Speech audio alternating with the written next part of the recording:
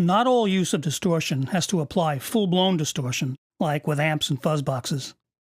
The other side of the coin, which I've mentioned several times already in passing, is when distortion is not the main event, but the side dish.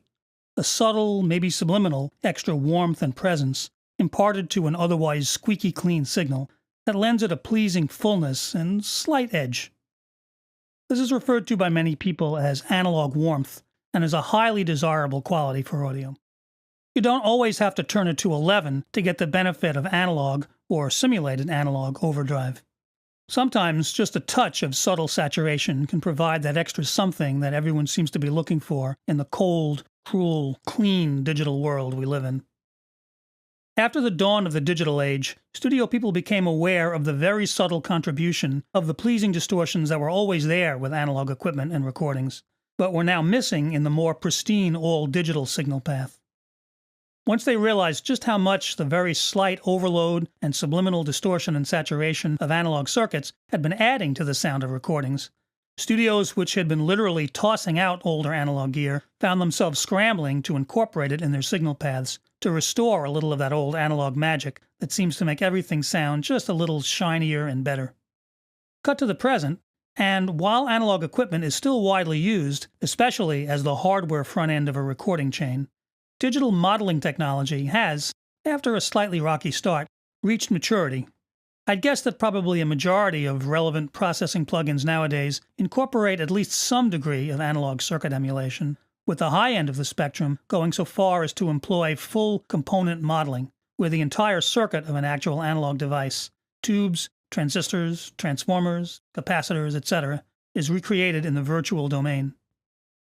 Many of these modeled processors don't simply sound like the original hardware units they're based on, but respond dynamically to incoming signals just as the hardware would, and their virtual controls behave identically to the ones on the original front panels for a virtual signal path practically identical to the experience of using real analog equipment.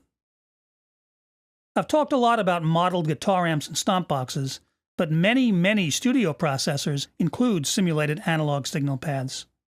Some of the most common candidates for this are the ones that emulate the warmth and sparkle of vintage EQs and compressors.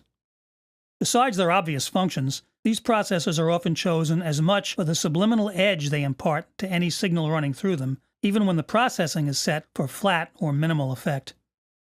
Classic EQs like the legendary Pultec EQP-1A and compressors like the Teletronics LA-2A are prized as much for the tubes and transformers in their signal paths as for their processing prowess. Just passing a signal through one of these vintage units, or one of the plentiful modern hardware clones and virtual emulations, can add some of that analog presence, that very subtle, rounder, fuller quality that's so prized by everyone in the studio who has even a decent set of ears.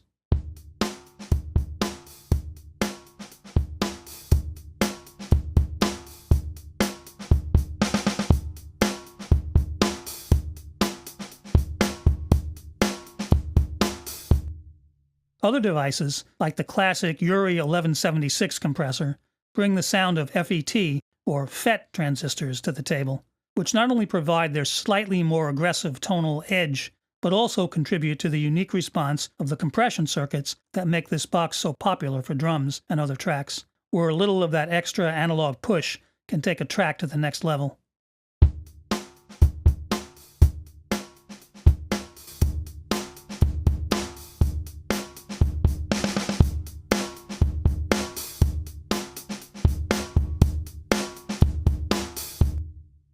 Even devices that are not so readily associated with analog or tube warmth still contribute their own analog quality. Many of the classic analog consoles incorporated transistors, like the iconic Abbey Road TG series consoles and processors, which are currently emulated in both hardware and software, or the classic SSL 4000E and G series consoles of the 80s. And sometimes they also include those other often forgotten components, transformers, particularly in mic pre's, like with some vintage 70s Neve consoles that are renowned for their warmth and general analog goodness. And again, all of these are also available in virtual modeled versions, along with some more obscure analog hardware pieces that have also had the specific grit of their circuitry modeled and made available for more convenient use when mixing inside the box. But when it comes to virtual analog processing, it's not just the most well-known high-end software brands that offer some analog sound and vibe. Plenty of freeware plugins, and even many of the plugins that come bundled with DAWs, may include options to inject a little simulated analog warmth into the signal path. The built-in Logic compressor, for example, not only emulates the general compression characteristics of various types of hardware compressors, but includes an option to add some degree of simulated analog drive to any of them. So, there's no need to always push your tracks into heavy distortion for a little of that analog magic.